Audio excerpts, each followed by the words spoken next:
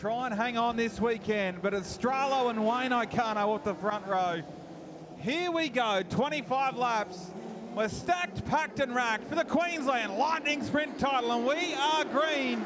And O'Connor is shot out of a cannon on the outside. Stralo has to succeed on the inside. Oh, big drama.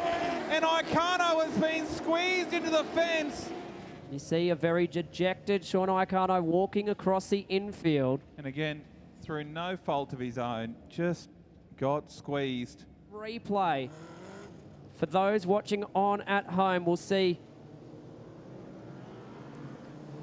And it's might be the 11 machine, because Blatch was on the far inside, coming out of turn number 2. Scott Moyer just, I don't want to be too harsh, but just used up the car on the outside. That's a little unfortunate.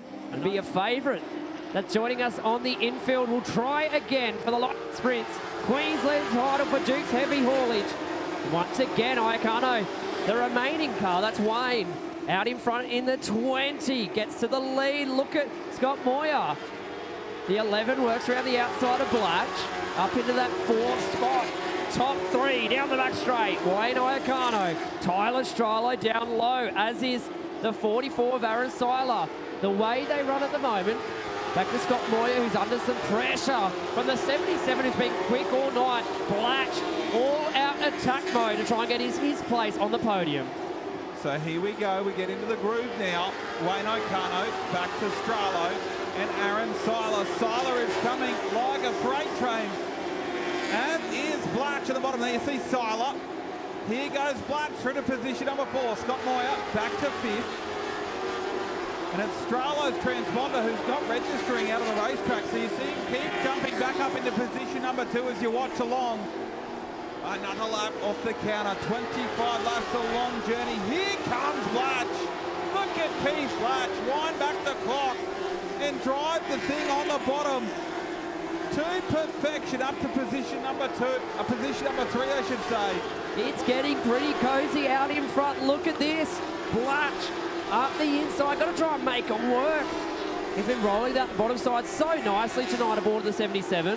Stralo, big move to the inside in 1 and 2. Lap traffic ahead. Not too far away from seeing some of these really get uncomfortable and shift their line straight away to the outside. O'Connor gets 1, 2 cars down, looking to make it 3. And you can see Stralo and Blatch trying to make the move before they got to traffic and had to go back to the top side of the racetrack. They're in a bit of free air once again. This time has another look to the inside of Wayne O'Connor, closes right in. O'Connor has led the opening 12 laps, but Stralo looks to close across the nose.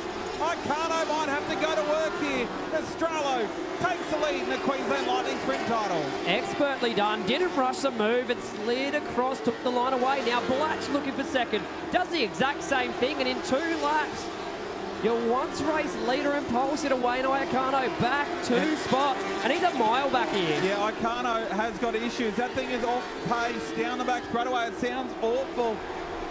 Seiler closing in for 3rd position now. Your battle for the lead is going to be for naught as Scott Moyer lands on the sideboard in turns number 2. At home on Clay Per View, Dondex replay will show the story. And it was all on his own down the bottom in turn number 1 and 2. Just overcooked it on entry. Just rotated the car as he got a little bit of a bump. No cars clipped him, and left side tyres just gripped up and saw it. And everyone at home will be laughing along with us. That sideboard, we could see it perfectly flattened out as he hits the ground.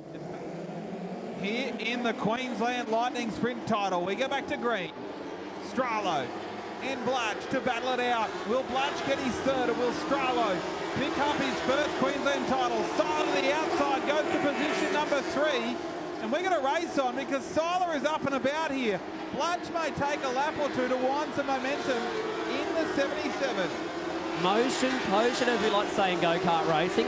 Momentum is key, and Seiler's got plenty of it by rolling that high side. Stralo neat and tidy. Blatch switches back to the middle of the track. Narrows down out at 2, gets a good run. Closes in once again on your race leader here.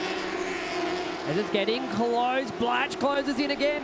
Stralo opens the car up nicely out of the turns, but that's when Blatch gets a run. He tried that time. Blatch one more time, another big look to the inside body. He keeps trying to wind momentum in this thing. There's traffic with 4 to go on the Queensland title. There's nothing in it at the moment. Up high once again, Diamond's off the corner. That time still a little bit squirrely off at turn number 4. Looks good up high in 1 and 2. This time he might nearly stay up there. He will. He'll try again down the back straight. Outside in move. Inbound here. Gets crossed up. 2 to run. And Stralo still faultless down on that bottom side. Through the middle of the track. Both the cars struggling a little bit on exit at the moment to keep the tight rear end nice and tight. Stralo slips up. White flag out. 1 to go. Here comes Blatch to the inside. Stralo tries to close off. They'll be side by side down the back straight away. Traffic in front. Stralo close the line. Blatch looks to the inside and Tyler Stralo hangs on for the Queensland Lightning Sprint title. Keith Blatch gets home for another podium in an excellent race. For your new Queensland champion, Tyler Stralo. What a race, Sporty.